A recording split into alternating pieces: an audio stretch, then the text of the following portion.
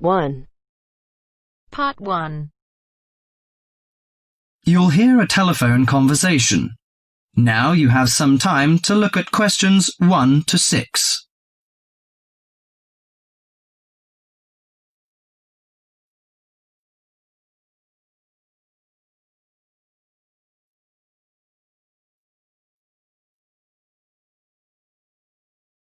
Listen to the conversation and answer questions 1 to 6.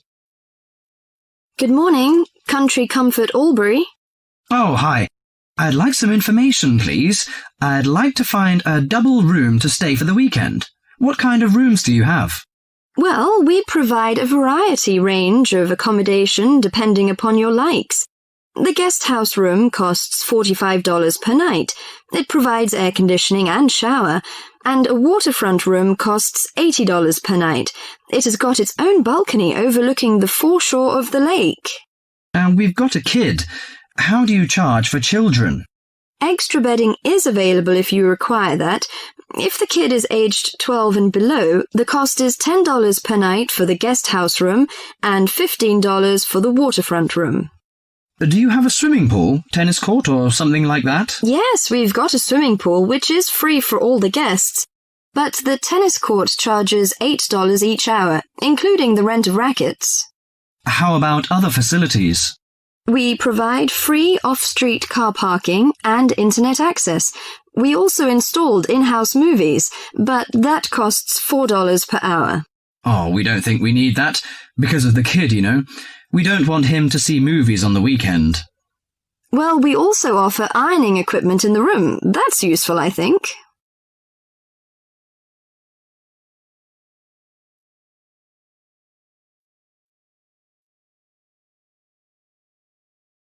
Before listening to the rest of the conversation, you have some time to go through the questions 7 to 10.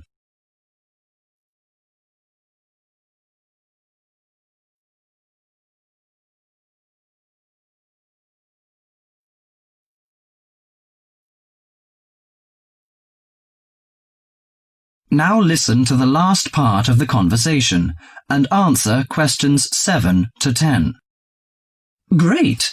Could you tell me the address? How do we get there? Yes, it's Country Comfort Albury, Albury, at 648 Dean Street, New South Wales. 648 Dean Street, D-E-A-N, is that right? Yes. Well, I wonder what activities are available there in this season. You know, we want to have an indulgent weekend in the boring winter. Oh, you'll not get bored here.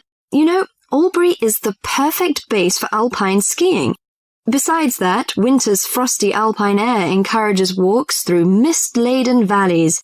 You can walk alongside rushing streams and waterfalls. After returning to the warm and comfortable lounge, you can sit by the open fire.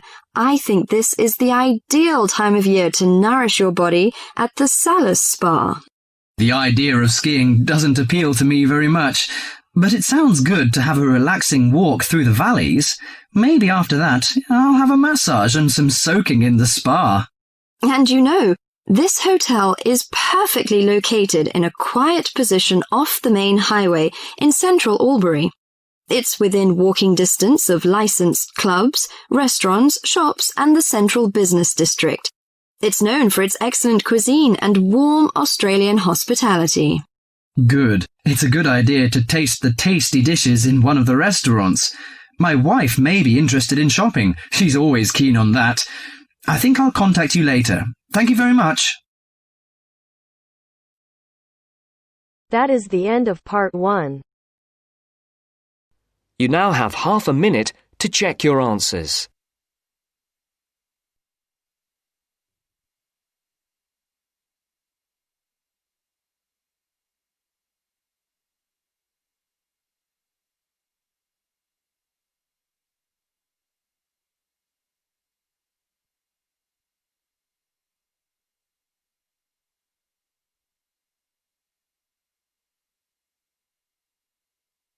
Now turns to part 2. Part 2. You will hear a conversation between a travel agent and a customer. First, you have some time to look at questions 11 to 17.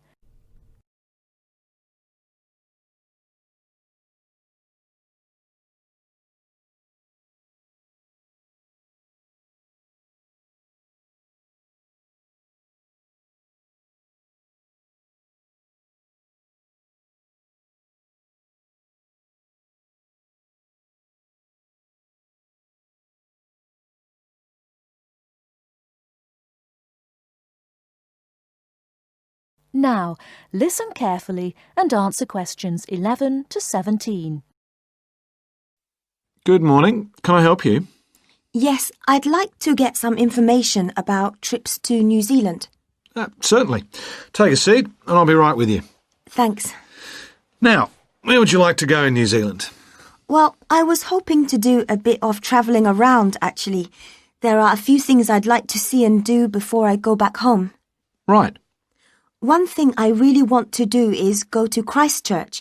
I have relatives living there that I can stay with, my mother's cousin, and I've heard it's a nice place. Yes, it's a lovely city. And staying with relatives will help with the budget, of course. The budget? It will save you some money. Oh, right. Well, I'm not too worried about that. I've saved quite a bit of money working in Australia. Oh, that's nice. Good for you. Well, you know that New Zealand consists of two main islands, the North Island and the South Island, and Christchurch is on the South Island. Is it? I was never very good at geography at school. Do you have a map I could look at? Sure. Here we are. Right, I see. And, well, then I'd also like to spend some time in Auckland, and maybe I could do an English language course there. Can you organise that sort of thing for me? Oh, certainly. We'd be happy to arrange that. But bear in mind that Auckland is in the North Island. OK. And I'd also like to do some skiing or maybe even some snowboarding. I hear New Zealand is a great place for that. Yes, absolutely. But you should go to Auckland first for your studies, and then you can get the ferry across to the South Island and take the bus down to the snow. Oh, I don't like boats very much. I'm not much of a sailor. I think I'd prefer to fly. Right. What about joining a walking tour? That could be really fun. Not sure about walking, but joining a tour might be a good way to travel because then I might make some friends my own age. Now, let's get some details. Can I have your name, please? Yes, it's Su Ming Lee, but you can call me Sue. OK, Sue. And what's your address here in Melbourne? I'm living with my aunt in the suburb of Kew. It's 29 Lock Street. That's L-O-C-H, not L-O-C-K. Do you have a phone number that I can get you on? The best thing would be if I give you my mobile. I always have it on me. It's 0402 558 992. OK. And when do you want to travel? Because you'll need to be down south in July or August. Oh, yes, of course. That's winter, isn't it? So I better go to Auckland in May. Yes, let's say departing from Melbourne on the 1st of May, that's a Saturday, and then you could begin your course on Monday the 3rd. That sounds great. And how long would you like to study for? A month, 2, 3? What do you think? Well, I'll probably need more than a month.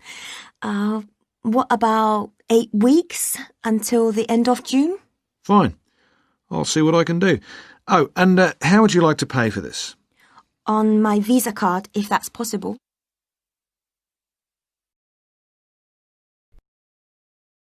Before you hear the rest of the talk, you have some time to look at questions 18 to 20.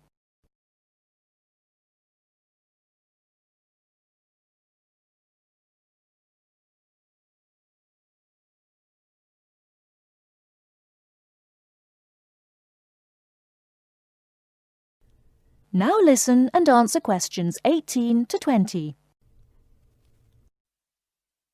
Hello, Sue. It's Angelo from Cosmos Travel here. I've booked your flight and I've found you an English college called the Harbour Language Centre. Great. Where exactly is that? Well, have you got that little map I gave you yesterday? Yes? You see where the harbour is with the 3 wharves and the water? Yes. Got that? OK, there are 2 parallel streets. Quay Street, that's Quay, and Customs Street. The building where the college is located is on Quay Street, opposite Prince's Wharf. Right. Got it. And what about accommodation? Well, I've booked you into a hotel for the first 3 nights, and then the accommodation officer will find you a family to live with. Good. And where's the hotel? It's a short walk from the college, on the corner of Queen Street and City Road. Which corner exactly? On the left-hand side as we're looking at the map. OK, near the little park. Yes, that's right. And what about a good bookshop? I'm going to need to buy a dictionary and some English books. Yes, well, I believe there's a really good language bookshop on the corner of Customs Street and Queen Street. It's near the college, so that's pretty convenient. Thank you so much. You've been really helpful. That is the end of part 2. You now have half a minute to check your answers.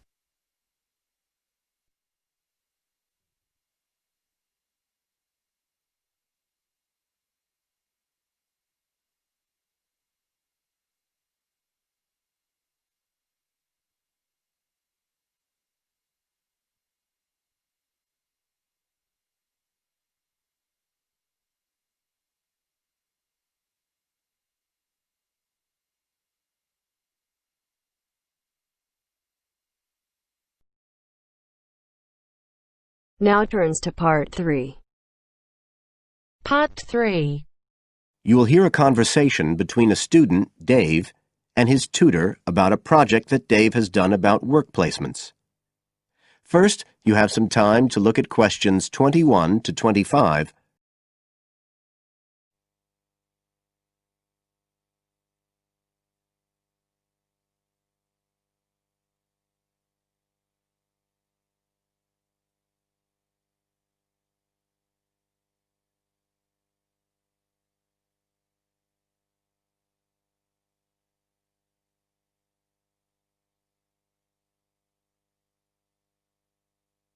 Now listen carefully and answer questions 21 to 25.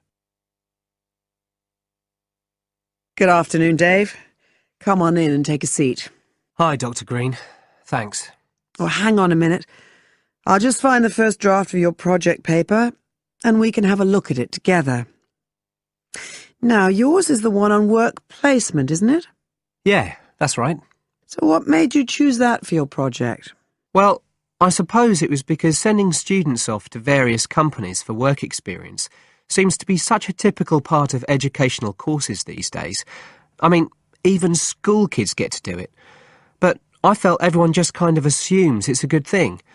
And I guess I wanted to find out if that's the case. But you don't look at schools or colleges, right? You've stuck to university placement schemes. Yeah, well, I quickly found that I had to limit my research. Otherwise, the area was just too big. Do you think that was okay? I think it's very sensible, especially as the objectives might be very different. So how many schemes did you look at? Well, I sent out about 150 questionnaires altogether. 50 of each to university authorities, students and companies. And I got responses from 15 educational institutions and 30 students in 11 individual companies. Great. That sounds like a good sample. And who did you send your company questionnaires to? Well, the idea was to have them done by the students' line managers. But sometimes they were filled in by the human resources manager or even the owner of the company. Right. I didn't find a full list anywhere. So I think it's very important to provide that, really. You can put it as an appendix at the back. Right. I've got a record of all the respondents, so that'll be easy. I hope other things were okay.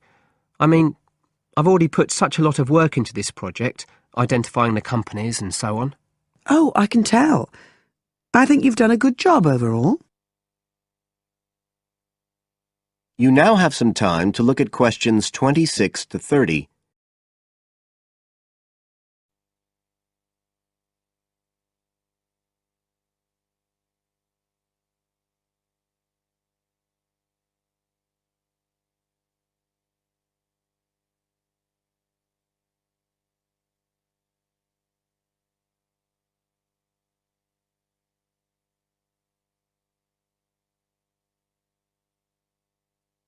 Now listen and answer questions 26 to 30. I thought your questionnaires were excellent, and you'd obviously done lots of background reading, but there were a few problems with the introduction. First of all, I think you need to make some slight changes to the organisation of your information there. At present, it's a bit confused. OK. What did you have in mind? Well, you write quite a bit about work placement in general, but you never explain what you mean by the term. So you think I should give a definition? Exactly. And the introduction is the place to do it. And then, look, you start talking about what's been written on the topic, but it's all a bit mixed up with your own project. So do you think it would be better to have two sections there, like a survey of the literature as the introduction, and then a separate section on the aims of my research? I do. You can include your methods for collecting data in the second section too. It would be much clearer for your reader. You know, establish the background first, then how your work relates to it. It would flow quite nicely then. Yes, I see what you mean. Anyway, moving on. I like the way you've grouped your findings into three main topic areas. Well, it became very obvious from the questionnaires that the preparation stage was really important for the whole scheme to work. So I had to look at that first. And I found a huge variation between the different institutions, as you saw. I was wondering if you could give a summary at the end of this stage of what you consider to be the best practice you found. I think that would be very helpful. Right, I'll just make a note of that. What did you think of my second set of findings on key skills development? For me, this is the core of my whole project, really. And you've handled it very well. I wouldn't want you to make any changes. You've already got a nice final focus on good practice there. Thanks. Right. Now, I think the last part, which deals with the reasons why students don't learn... What, the constraints on learning chapter? Yes, that's the one. I think you need to refer to the evidence from your research a bit more closely here. You know, maybe you could illustrate it with quotations from the questionnaires, or even use any extracts from a student diary if you can, and refer back to what you've written about good practice. That is the end of part 3. You now have half a minute to check your answers.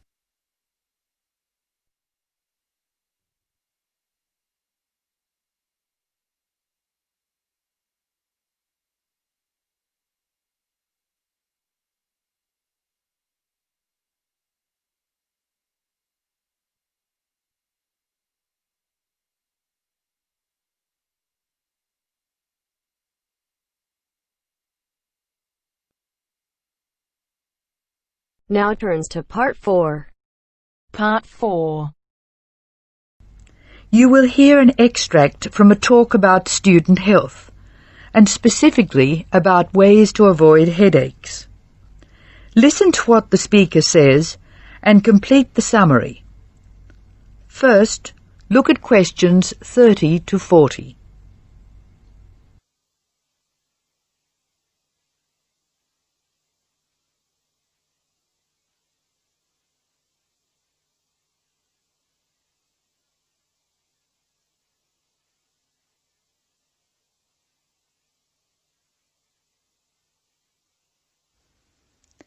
As you listen to the talk, answer questions 30 to 40. Complete the summary.